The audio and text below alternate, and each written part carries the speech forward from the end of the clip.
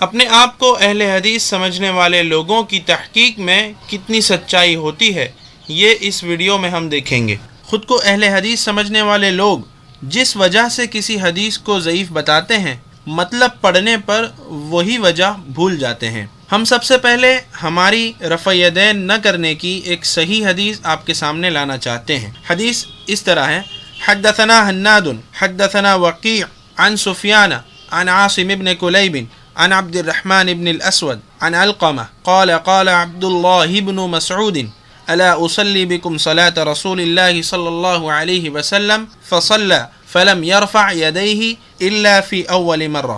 کہ امام ترمذی فرماتے ہیں حضرت عبداللہ بن مسعود رضی اللہ عنہ نے فرمایا، کیا میں تمہیں اللہ کے نبی صلی اللہ علیہ وسلم کی نماز پڑھ کر دکھاؤں؟ فصلی، پھر انہوں نے نماز پڑھی، فلم یرفع یدیہ، اور پھر اپنے ہاتھوں کو نہیں اٹھایا، الا فی اول مرہ، سوائے پہلی مرتبہ کے، یعنی شروع نماز کے۔ ہماری اس صحیح حدیث کے سارے راوی صحیح بخاری یا صحیح مسلم کے راوی ہیں اور ثقہ یعنی معتبر ہیں۔ اب دیکھتے ہیں کہ اپنے آپ کو اہل حدیث کہنے والے لوگ ہماری اس حدیث کو ضعیف ثابت کرنے کی کوشش میں کیا کہتے ہیں۔ سوال ہے کہ ترک رفع یدین کے تعلق سے ابو داؤد کے اندر جو عبداللہ بن مسعود کی روایت آتی ہے کیا ہے صحیح ہے؟ اس پر روشنی ڈالیے، کیا ہم اس پر عمل کر سکتے ہیں؟ یہ حدیث پہلے تو سند کے اعتبار سے بھی صحیح نہیں، اس میں عاصم بن کلیب ہے جو منفرد ہوں تو حجت نہیں ہوتے۔ اب یہاں پر بھی سنیے، یہ حدیث ضعیف ہے۔ بعض لوگ کہتے ہیں نا تمہارے دل میں آیا تم حدیثوں کو ضعیف کر دیتے، تو ان کے دل میں کیوں آیا؟ ان کے دل میں کیوں آیا؟ اس لیے کہ تحقیق کے اعتبار سے یہ حدیث کیا ہے؟ ضعیف ہے۔ نمبر ایک، اس میں سفیان ہیں جو کہ مدلس ہیں، اور اسی طرح سے عاصم ابن کلیب ہیں جو کہ اکیلے اگر روایت کریں تو یہ روایت ان کی حجت نہیں ہوتی ہے۔ جیسا کہ آپ نے دیکھا کہ ابو زید ضمیر صاحب نے ہماری حدیث کو ضعیف ثابت کرنے کے لیے دو باتیں پیش کی ہے۔ پہلا، عاصم بن کلیب منفرد یعنی اکیلے ہیں، یعنی ان کے علاوہ کوئی اور یہ حدیث نقل نہیں کرتا۔ دوسرا الزام یہ کہ اس میں سفیان الثوری ہے جو عن سے روایت کرتے ہیں۔ یہ دو باتیں ابو زید ضمیر صاحب نے پیش کی ہے۔ کیا ابو زید ضمیر صاحب کی تحقیق اور ریسرچ صحیح ہے؟ اگر ہاں تو ہمارا یہ سوال ابو زید ضمیر صاحب سے ہے کہ آپ اور آپ کے فرقے کے پہلے کے محققین یعنی تحقیق کرنے والے ریسرچرز نماز میں سینے پر ہاتھ باندھنے کو سنت ثابت کرنے کے لیے ابن خزیمہ کی یہ روایت بیان کرتے ہیں۔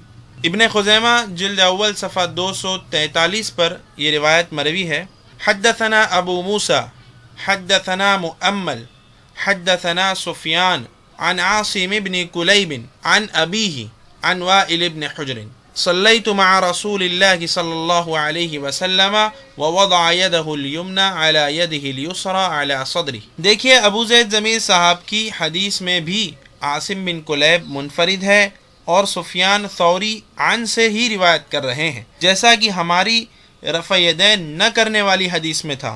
ابو زید ضمیر صاحب پھر تو اس حدیث پر بھی دونوں الزام آنے چاہیے، اور آپ کی جرح اور الزام کے مطابق آپ کی سینے پر ہاتھ باندھنے والی یہ حدیث ضعیف ہو جانی چاہیے۔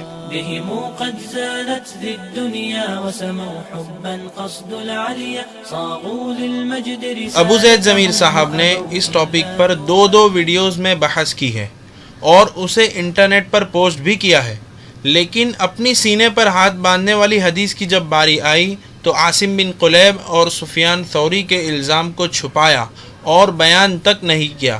ہماری حدیث کے 2 منٹ کے جواب میں ابو زید ضمیر صاحب کو یہ دونوں الزام یاد رہے، اور 2 گھنٹے سے بھی زیادہ کے درس میں اپنی حدیث آئی تو یہ الزام بھول گئے۔ یہ عجیب بات ہے۔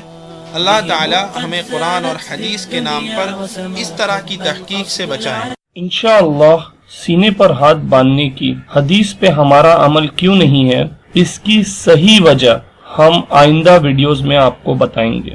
اگلے ویڈیو میں دیکھیے ابو زید ضمیر صاحب اور خود کو اہل حدیث عالم سمجھنے والوں نے اپنی ہی کتاب میں خود ہی کے لگائے ہوئے الزام یعنی عاصم بن کلیب اور سفیان الثوری پر خود ہی لگائے ہوئے الزام کا جواب اپنی کتاب میں دیا ہے۔ یہ کتنی عجیب بات ہے۔ تاکہ ان کی سینے پر ہاتھ باندھنے والی ابن خزیمہ کی حدیث بچ سکے۔ المجد رسالتهم وأبوا إلا نورا هديا بهم قد زانت ذي الدنيا۔ ہمارے چینل پر نئے ویڈیوز کے لیے سبسکرائب پر کلک کریں۔ السلام علیکم۔